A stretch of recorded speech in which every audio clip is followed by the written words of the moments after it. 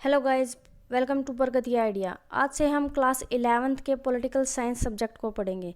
NCERT में दो books हैं हमारे पास। पहली बुक का नाम है Indian constitution at work and second book का नाम है पॉलिटिकल थ्योरी। आज हम जो अपनी फर्स्ट बुक है constitution at work, Indian constitution at work, उसको स्टार्ट कर रहे हैं। हमारी फर्स्ट बुक इसमें ये बताया गया कि कॉन्स्टिट्यूशन के बारे में पढ़ेंगे, जो पूरा का पूरा इंडियन कॉन्स्टिट्यूशन है उसके बारे में पढ़ेंगे। ये कैसे बना, कैसे डिज़ाइन हुआ, इसकी ज़रूरत क्यों बनी बनाने की, या इसकी क्या रिलीवेंस है, एक्सेट्रा एक्सेट्रा। ठीक है, तो हमारा जो फर्स्ट चैप्टर स्टार्ट होता है वो constitution why and how and the philosophy of constitution, यानी कि कॉन्स्टिट्यूशन क्यों चाहिए, कैसे बना, और उसके पीछे की जो फिलोसफी है वो मतलब क्या क्या वैल्यूज़ जो है हमें अपने कॉन्स्टिट्यूशन को बनाने के लिए चली, क्या ट्रेडिशंस फॉलो करने पड़े, क्या वैल्यूज़ जो है वो हमने सिग्निफाई की, ये सारी चीज़ें जो है कॉन्स्टिट्यूशन में आएंगी, जो हमारा फर्स्ट चैप्टर है। ठीक है, तो अब सबसे पहले एक सिंगल वर्ड जो कॉन्स्टिट्यूशन हम बार बार रिपीट कर रहे हैं, constitution word, what is constitution. तो ये कॉन्स्टिट्यूशन वर्ड की डेफिनेशन ये क्या है, व्हाट इज़ कॉन्स्टिट्यूशन, ये स्टार्ट करते हैं। ठीक है, या फिर हम ये कह सकते हैं कि मीनिंग ऑफ कॉन्स्टिट्यूशन, कॉन्स्टिट्यूशन का मीनिंग क्या है। अब स्टार्ट करते हैं कि constitution is a collection of those rules and regulations according to which the administration of state is run. मतलब एक सिंपल सी डेफिनेशन हम लेके चले तो कॉन्स्टिट्यूशन क्या होता है, कलेक्शन ऑफ डॉक्यूमेंट्स होता है या collection of rules and regulations होता है जिसके अकॉर्डिंग किसी भी स्टेट में जो है एडमिनिस्ट्रेशन वर्क करता है या रन करता है। ठीक है, यानी कि वहाँ की गवर्नमेंट जो है वो कैसे वर्क करेगी, वो कौन कौन से रूल रेगुलेशंस फॉलो करेंगे, किस तरह से वहाँ पर एडमिनिस्ट्रेशन चलेगा, लेजिस्लेटिव कैसे चलेगा, एग्जीक्यूटिव्स कैसे चलेगा, और जुडिशरी है वो कैसे वर्क करेगी, वो सारे उन सब के लिए कुछ जो रूल रेगुलेशंस जो बने होते हैं वो सिर्फ जो फंडामेंटल रूल्स होते हैं वो सारे कॉन्स्टिट्यूशन में डिज़ाइन होते हैं। ओके, तो it is the fundamental law reflecting the will of the people. तो ये जो फंडामेंटल लॉ होते हैं ये क्या रिफ्लेक्ट करते हैं, ये लोगों की इच्छाएं, लोगों की क्या डिज़ायर थी, क्या नीड थी, या क्या उनकी इच्छा थी, विल जो है उसको जो है ये डिस्क्राइब करते हैं। It determines the power and the responsibilities of the state. तो ये क्या करता है, ये डिटरमाइन भी करता है पावर और रिस्पॉन्सिबिलिटीज़ के ऑफ द स्टेट का। And one more thing is also divided in defined in constitution, that the constitution is give a security, guarantee, provide a guarantee for the fundamental rights to the people। ठीक है, तो ये क्या करता है कि जो कॉन्स्टिट्यूशन जो है वो लोगों को उनके फंडामेंटल राइट्स के लिए, ह्यूमन राइट्स जो होते हैं उनकी सिक्योरिटी देता है, उनकी सिक्योरिटी की गारंटी जो है वो कॉन्स्टिट्यूशन प्रोवाइड करता है किसी भी स्टेट के constitution. Okay, now secondly question put up होता है कि why do we need a constitution, यानी कि हमें कॉन्स्टिट्यूशन जो है बनाने की ज़रूरत क्यों होती है। उसके लिए कुछ रीजंस जो हैं वो आगे हम पढ़ेंगे। तो हमारा फर्स्ट रीज़न क्या है, ये आता है कि constitution allows coordination and the assurance. ठीक है, तो कोऑर्डिनेशन जो है वो क्या अलाउ करता है कि कॉन्स्टिट्यूशन है वो कोऑर्डिनेशन और एश्योरेंस को अलाउ करता है। अब यहाँ पे क्वेश्चन पुट होता है कि कोऑर्डिनेशन करने के लिए कॉन्स्टिट्यूशन हमें अलाउ क्या कैसे कर सकता है, या एश्योरेंस के लिए। तो फॉर एग्जांपल हम किसी मैच का एग्जांपल लेके चलते हैं। क्रिकेट मैच में दो टीमें हैं और दोनों को मैच खेलना है और दोनों को जीतना है। ठीक है, दोनों अलग अलग तरह से मैच खेलेंगी, अलग अलग तरीके से मैच खेलेंगी, तो उन लोगों के बीच में कॉन्फ्लिक्ट्स हो जाएंगे। ठीक है, डाइवर्सिटी क्योंकि उनका तरीका अलग अलग है दोनों का, लेकिन तो डाइवर्सिटी होगी उन दोनों के तरीके में, अलग अलग में। ठीक है, तो अलग अलग तरीके से खेलेंगे तो मैच का कोई कंक्लूजन नहीं निकलेगा, तो इसलिए इसको क्या होगा कि जो है कॉन्फ्लिक्ट्स हो जाएंगे। तो इस वजह इस एग्जांपल को, तो उसके लिए वो क्या करते हैं कि वो एक सिंपल सी रूल बुक बनाते हैं, कुछ रूल रेगुलेशंस बनाएंगे कि भी बाउंड्री से क्रॉस होगा तो 4 लगेगा, और हवा में जाएगा तो 6 लगेगा। ठीक है, तो ऐसे कुछ रूल रेगुलेशंस जो हैं वो बनाएंगे कि हाथ से हम कैच करेंगे तो मतलब कैच आउट हो जाएगा, ऐसे कुछ रूल्स वो बनाएंगे। तो ये रूल्स जो हैं वो दोनों की दोनों जो है टीम में फॉलो करेंगे, और फॉलो करेंगे तो मैच का कंक्लूजन लास्ट में निकल के आएगा। ओके, तो कंडीशन मतलब हम ये कह सकते हैं कि भी उनके पास कंडीशन यही होती है कि मेन कि भी उनको मैच खेलना है और वो अपने आप को प्रूव करना चाहते हैं। तो यही यहाँ पर हम सोसाइटी को लेकर एग्जाम होता है। Society there are many kind of diversity and conflicts. तो हमारी सोसाइटी में देख लो, फॉर इंडिया का एग्जाम्पल ले लो या फिर किसी दूसरी कंट्री का, वह क्या है कि सोसाइटी में जो है डाइवर्सिटी और कॉन्फ्लिक्ट्स होते ही हैं, ठीक है, but they are required to live together. लेकिन क्या है कि उनकी कंडीशंस उनके ऊपर ये होती है कि भी उन लोगों को रहना वहीं पर होता है और साथ में रहना होता है। तो अलग अलग विभिन्नता के साथ रहें, मतलब डाइवर्सिटी के साथ, एक दूसरे से लड़ाई झगड़ा करके रहें, उससे अच्छा है कि वो एक दूसरे के साथ जो है सहायता करके या एक दूसरे से मेल जोल करके रहें। ओके, तो ये कंडीशन होगी क्योंकि उनको रहना तो यहीं पर है, कंपलसरी है उनके लिए यहाँ रहना, ठीक है। तो वो डाइवर्सिटी और कॉन्फ्लिक्ट्स को कम करने के लिए क्या है, वो कुछ रूल एंड रेगुलेशंस बनाते हैं। They are required to agree on some basic rules, ठीक है। तो वो कुछ बेसिक रूल्स जो है वो उनको बनाने के लिए एग्री हो जाते हैं वहाँ रहने के लिए, कि भी हम यहाँ रहेंगे तो इन बेसिक रूल्स को फॉलो करेंगे। Okay, it would be help to achieve a minimal degree of coordination, ठीक है।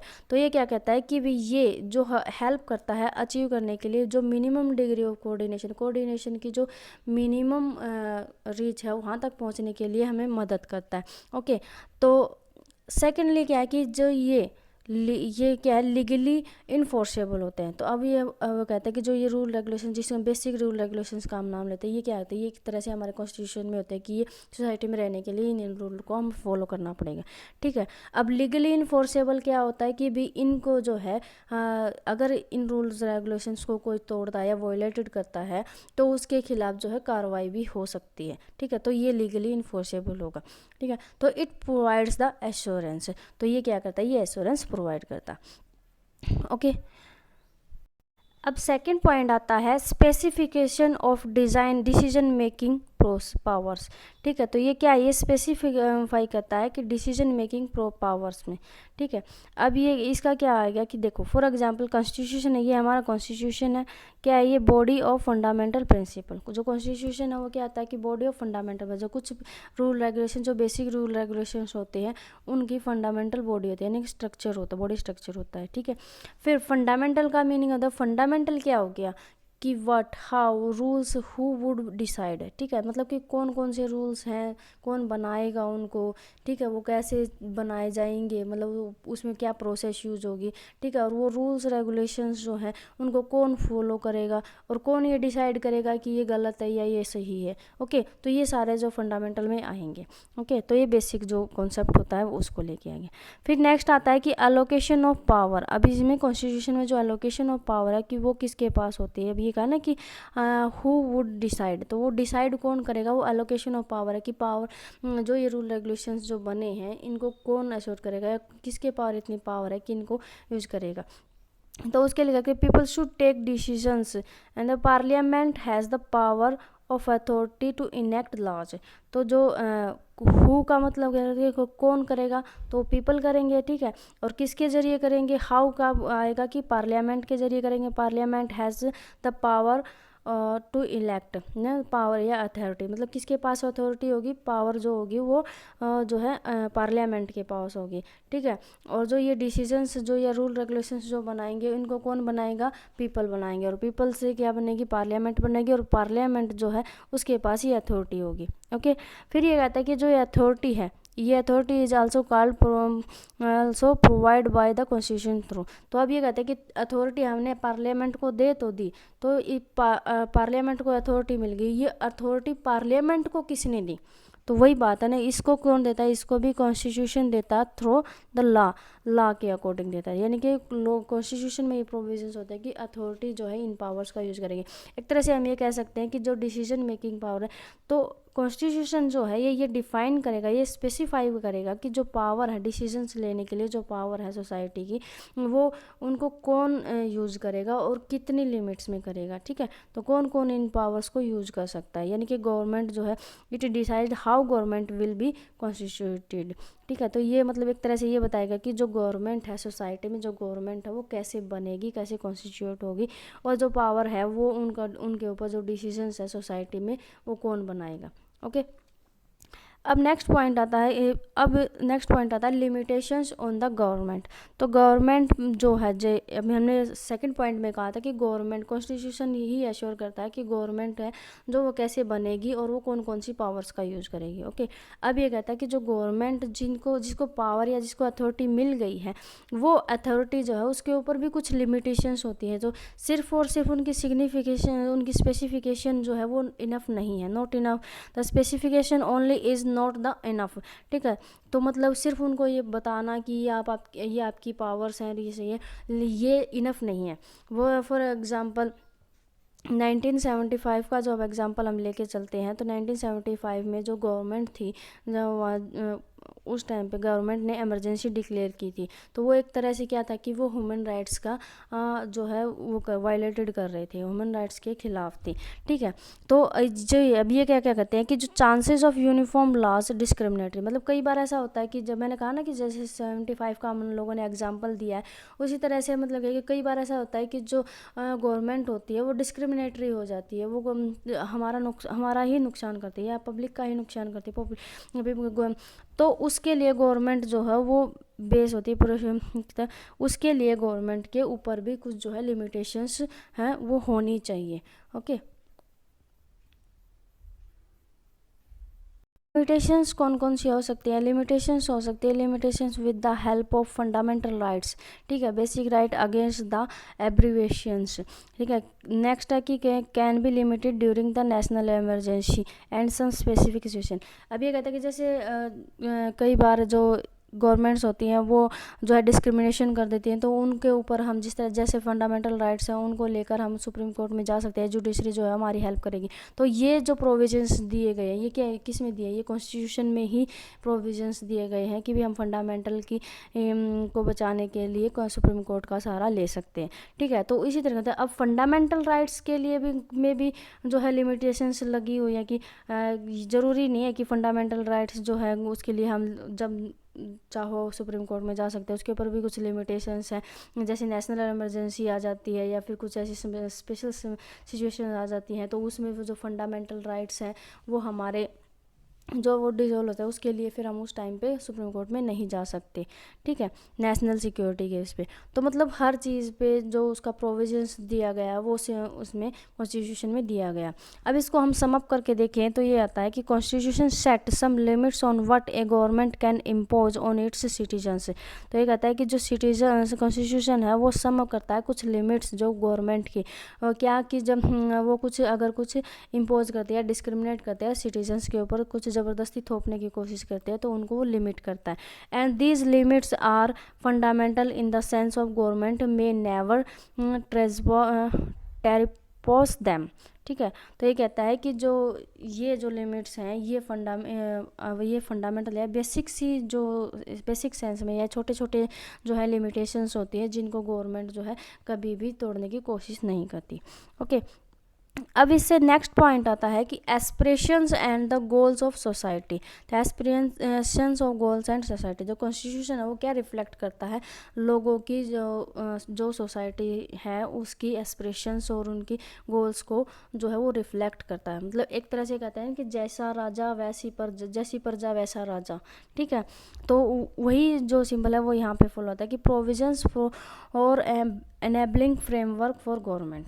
ठीक है, तो मतलब कि जो गवर्नमेंट, अब हम कह सकते हैं कि हमारी गवर्नमेंट कैसी होगी, जैसी हम लोगों ने सोची है या हमारी जो विल है, जो हम जो चाहते हैं वैसे ही गवर्नमेंट हमें मिलेगी। अब हमारा जो कॉन्स्टिट्यूशन बनाने वाले जो मेकर्स थे, कॉन्स्टिट्यूशन मेकर्स थे, उन लीडर्स ने उनके जो डिज़ायर थे, उनकी जो विल थे, वो जो चाहते थे कि हमारे इंडिया में ऐसी गवर्नमेंट बनो, ऐसी फॉर्म ऑफ गवर्नमेंट बने कि हमारे यहाँ पर डेमोक्रेसी आनी चाहिए कि नहीं आनी चाहिए, हमारा जो है यहाँ पर रिपब्लिक है कि नहीं होगा, हम सेकुलरिज्म को फॉलो करें या ना करें। तो ये कुछ जो डिज़ायर्स हैं, ये हमारे जो कॉन्स्टिट्यूशन मेकर्स थे उन्होंने ये फ्रेमवर्क तैयार किया था, ये प्रोविजंस उनके माइंड में थी, उनकी जो विल थी उसी को उन्होंने अपने कॉन्स्टिट्यूशन में डिज़ाइन करने की कोशिश की।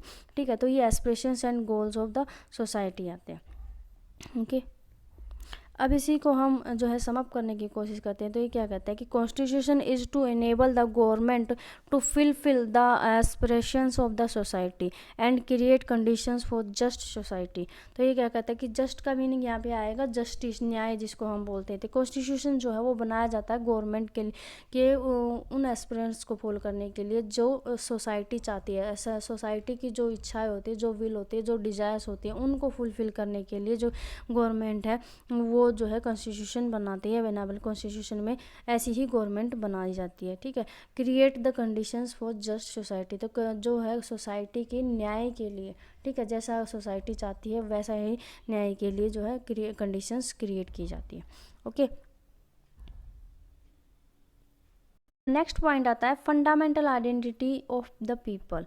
ठीक है, तो लोगों की जो आइडेंटिटी है वो मतलब लोगों की पहचान जो है वो हमारे कॉन्स्टिट्यूशन जो है वो डिफाइन करता है, डिस्क्राइब करता है। ठीक है, अब इसमें हम 3 पॉइंट्स को करेंगे, political identity, moral identity and national identity. ठीक है, तो पॉलिटिकल आइडेंटिटी क्या है? The sense of collective identity agreeing to certain basic norms and principle. अब फॉर एग्जाम्पल जो क्या है कि कॉन्स्टिट्यूशन जो है वो एग्री करता है जो कुछ बेसिक नॉर्म्स और प्रिंसिपल्स हैं जो वो उनको पहले ही मतलब कॉन्स्टिट्यूशन में जो डिज़ाइन है, जो बेसिक नॉर्म प्रिंसिपल्स हैं वो डिज़ाइन है, तो वहाँ हमारे जो हम जो लोग हैं उनको हम सब चीज़ों लोगों को ये रूल्स जो है फॉलो करने होते हैं। ठीक है, तो इसीलिए जो हमारी पॉलिटिकल आइडेंटिटी है वो ऐसे ही बन जाती है। जैसे हम सेकुलरिज्म को फॉलो करते हैं, ठीक है, हमारे यहाँ पर रिपब्लिक है, हम फ्रीडम को फॉलो करते हैं। ये जो चीज़ें हैं वो अडल्ट फ्रेंचाइजी है जो है, ये सारे क्या है, ये हमारे कॉन्स्टिट्यूशन में डिज़ाइन है, इसीलिए हम इनको इस पॉलिटिकल आइडेंटिटी को फॉलो करते हैं। तो ये क्या है, ये हमारी आइडेंटिटी को डिस्क्राइब करते हैं, यानी कि पीपल्स की आइडेंटिटी को कॉन्स्टिट्यूशन जो डिज़ाइन करता है। नेक्स्ट आता है मोरल आइडेंटिटी। मोरल आइडेंटिटी में अगर framework to pursue individual aspirations, goal and freedom, it is a set of constitution defines fundamental values. तो अब मोरल आइडेंटिटी में क्या है, क्योंकि हम जैसे हमारे कॉन्स्टिट्यूशन में, हमारे प्रेम्बल में भी मतलब कुछ वर्ड्स हैं, जैसे फिर राइट टू ये स्पीच है, लिबर्टी, सेकुलरिज्म, इक्वालिटी, न्याय, जस्टिस।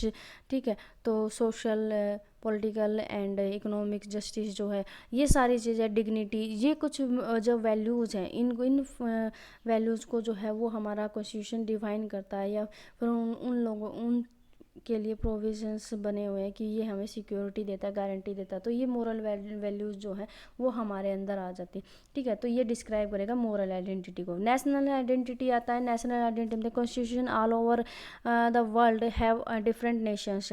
ठीक है, तो कॉन्स्टिट्यूशन मतलब पूरे वर्ल्ड में अलग अलग कंट्रीज़ के पास अलग अलग तरह का जो कॉन्स्टिट्यूशन डिज़ाइन होता है। ठीक है, रिगार्डिंग जैसे फॉर एग्जांपल रिगार्डिंग सिटीजनशिप, अब किसी देश में सिटीजनशिप को लेकर अलग रेगुलेशन है, किसी देश में किसी को लेकर अलग रूल रेगुलेशन।